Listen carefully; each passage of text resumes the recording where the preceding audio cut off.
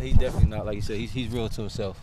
I remember hearing about Ed Reed, being one of those guys, which is I heard why he really grows out his beard and stuff during the season because he won't really talk to media.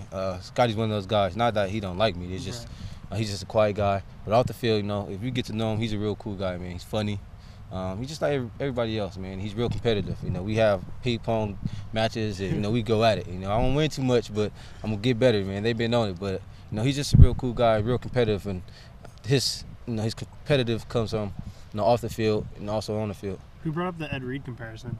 I didn't really bring. It just came to mind. It just came to mind. Yeah, not when I first met him. Just once you said that, not really like media. I just thought about Ed Reed because I heard a lot of stories about him not really liking talking to media too much. He don't really like the distractions like that. And which same thing, Scotty. Scott, he's the guy that talked about. If you look at him from last year, even from spring to now, he's like you said, keeps to himself. But Dylan, I remember talking to him in fall camp, said that he's starting to come out of his shell a little bit and be more of a vocal leader because he wants to win now. Yeah. So have you seen him take on more of a vocal leadership role as well? Most definitely. Like you said, you can see him, stepping out that shell a little bit, and that's great because he's a great player for us. And not everybody's a leader by being vocal, but he leads in both ways. And I think now that he's taking that extra step, it's making more people notice him as far as on the team. We notice his play all the time, but when you get a guy that's a great player and he's able to lead you in different ways, I think it applies to a lot of people. Rashaad, last year's game, you guys were a play or two away from winning that and possibly playing in a BCS game. Yeah. How often do you think about that game, knowing that you guys were that close? I mean, Storm said that was the toughest loss of his career. Brandon said he watched film last night and drew a ton of fire from it. How about you? It's definitely one of the toughest losses, man. Just knowing that you were that close. You had the lead. We gave that game up. Stanford's a great team. I ain't taking nothing from them, but we gave that game up. We were up in the fourth quarter. I think a 9-point lead. I remember it like it's yesterday. I don't dwell over it too much, but at the same time, it does give you fire. I watched the film from last year because a lot of teams attack things that they did last year. So, just watching that film and just thinking like, man, how did we lose that game? But it's everything happens for a reason, and this team is real resilient. And I don't think we're gonna think about it too much, but we got to get after him. The one play that comes to mind is where it looked like Hogan was down. He was probably about 4-6 inches from that knee being down before he shoveled it to Taylor, and it broke up that big touchdown run. Is that sort of like a nightmarish play for you? Not really. It was truthfully, it was a lot of plays that really come to mind that it wasn't so much for them beating us, we beat ourselves. We just wasn't in the right position a lot of times. And then their coaches did a great job of messing with our concepts and what we do in the defense. They knew what we do in certain calls and how to attack it, and they knew how to mess with that. So I think that Stanford's a great institution, obviously academically, and it shows with their coaching. You go against a good number 7 here in practice. Stanford's got a pretty darn good number 7 as well, Montgomery. How would you describe him as a player? Montgomery, he's a good receiver. He's a bigger receiver. I don't think a lot of people really realize how big he is.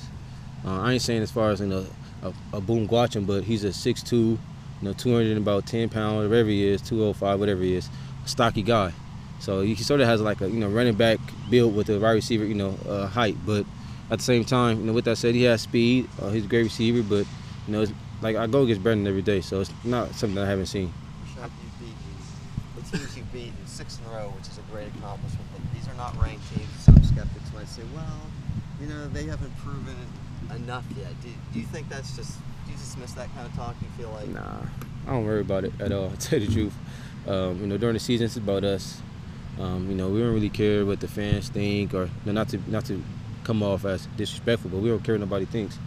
It's about us, and our coaches did a great job of telling us, we gotta live in a bubble. Each and every week, we gotta win, and think of winning, and winning that week and not moving forward. So this week, we're focused on Stanford, and we don't really listen to the outside world. Of course, you hear it, but to me, I dismiss it. It's not really a big deal to me. This one would put you right there, though. I mean, is that why it's important, just to be in the thick of the It's important because we're trying to get this 7 win. That's why it's important. The Pac-12 race, it's a long season left, so you can't think about what's going on what's going to happen. You never know. On any given day, any team can get beat. So we got to just make sure that we worry about getting this number 7 win, and being undefeated in the Pac-12. Hogan, how has he evolved in the past year? He evolved a lot. I think last year they were real basic with him. I don't think they gave him a lot of responsibility like that. Just for the simple fact that he was a freshman and just coming in, that's a lot on your shoulders. But now I think they're opening up their playbook a little more. He's looking more confident throwing the ball, especially taking shots downfield. And it makes sense. You had number 7 out there catching the ball, Montgomery, and I think 9 last week had a nice one-hander. So he got some athletes out there. He got another big receiver, number 60, number 9, I believe, or I think it's 83, something like that. But he's a big guy, 6'4" guy. So he's having a lot of confidence, and you can tell in his play. Rashaad, it's homecoming, top 25 matchup. You look at last year's game. Can you just gauge the hunger level of this team for this game? Oh, we're hungry. We're hungry for every game. We're hungry for every game, man. Like you said, it's homecoming. We don't want to put too much pressure on ourselves, but it's fun, man. Every time you get to play home in front of your fans, it's a great atmosphere. A lot of people have family coming up and things like that, so we got to make sure that we don't get distracted. But it's easy to get up for games like this. It's real easy. And Coach Riley teaches us is, it's not just about getting up for games like this. It's about getting up for games that you're supposed to win. Things like that. So we're real hungry. And we're just grateful to be able to play in a game like this. Are you supposed to win this game? In my eyes, we are. If anybody tell you differently on this team, then I don't think they're taught the right things. But as far as me, I think we're supposed to win every game. That's how I feel. As a competitor, I feel like we can win every game. But it's about us, and we got to do our things right. Stanford's a great team. I'm not taking nothing away from them. They're a great team. But in my eyes, we're supposed to win this game. Yeah. You've got to be very confident right now. I mean, you guys are rolling. Mm-hmm. I mean, it's hard to win any game. 6 games in a row, that's an accomplishment. I guess you probably don't pat yourself on the back about that, though. No, we're happy with it, but one thing that we tell each other after the games is, enjoy this win now. Once tomorrow hits, after tomorrow night, we're on to the next one. You can be happy about it, but you can't dwell on it. Just think you're high and mighty. You can't get, one thing Coach Perry tells us that really sticks out to me is that you can't get too high or too low in the season. So, you can't feel too high. We're up 6 games and just expect that, we're going to win the next one. You still got to put in that work, especially against a great team like Stanford coming in. They're going to be hungry.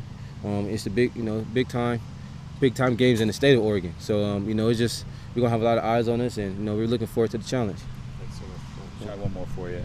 2 pass-happy offenses in a row. Now you got 2 pro-style attacks. Mm-hmm. How does the mindset? I don't know. You probably bunks. You won't get as many opportunities to make some plays on the passes. How does it change for you guys? I know the preparation doesn't change, but going from 2 different schemes after 2 weeks to a team like Stanford that just likes to pound the ball. Yeah, but that's where they deceive you. Everybody think they're just a running team, but if you look at a lot of their plays, there's a lot of big chunks. It's come off the run. They do a great job of play action pass. Send you up the run, and then boom, take you over the top. So, as a corner, I can't fall asleep, on either play.